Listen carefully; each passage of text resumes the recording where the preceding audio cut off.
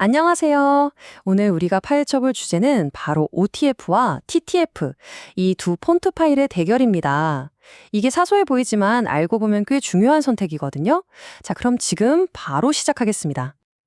아마 이런 경험 다들 한 번쯤은 있으실 거예요. 마음에 드는 새 폰트를 다운받았는데 압축을 풀어보니까 OTF 파일, TTF 파일 이렇게 두 개가 떡하니 들어있는 거죠. 대체 뭘 설치해야 하나? 괜히 고민되잖아요. 오늘 이 흔한 궁금증 제가 아주 시원하게 해결해 드리겠습니다. 자, 첫 번째 파트 폰트 딜레마입니다. 도대체 왜 이렇게 많은 사람들이 이 두 파일 앞에서 혼란스러워 하는지 그 이야기부터 한번 짚어보죠.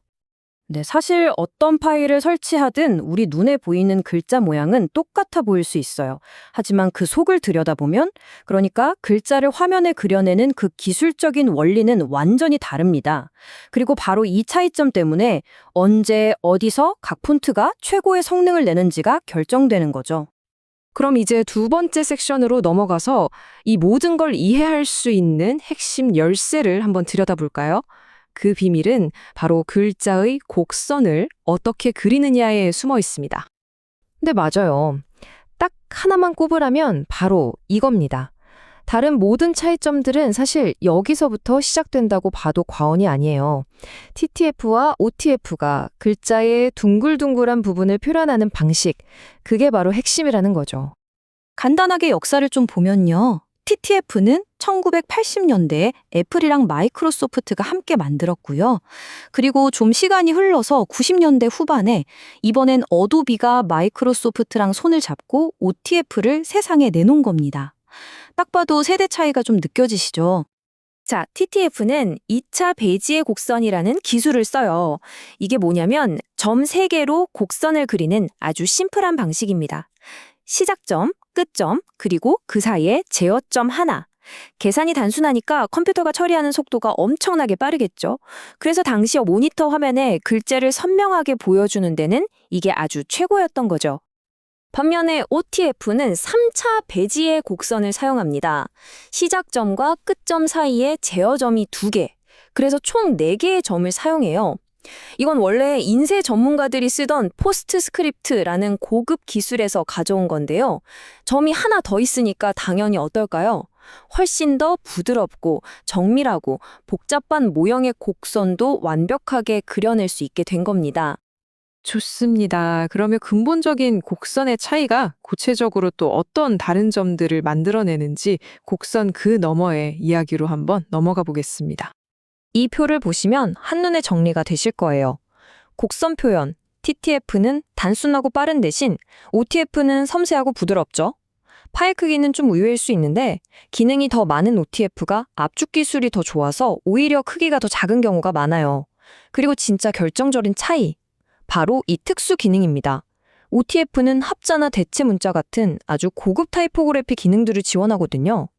바로 이 점이 디자이너들이 OTF를 사랑하는 핵심적인 이유입니다. 여기서 합자라는 게 뭐냐면 예를 들어 영어 F랑 I를 나란히 쓰면 글자 윗부분이 좀 부딪히면서 어색하잖아요. 이걸 하나의 글자처럼 아주 자연스럽게 이어지게끔 따로 디자인된 문자가 바로 합자예요. 이런 섬세한 표현이 가능하니까 디자이너들은 OTF를 쓸 수밖에 없는 거죠.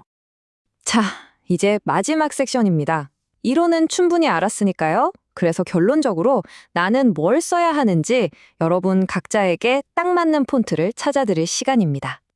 자, 그래서 여러분에게 맞는 폰트는 과연 무엇일까요? OTF일까요? TTF일까요? 지금부터 명확하게 그 답을 정리해 드릴게요. 일단 여러분이 폰트를 주로 어디에 쓰시는지 한번 생각해 보세요.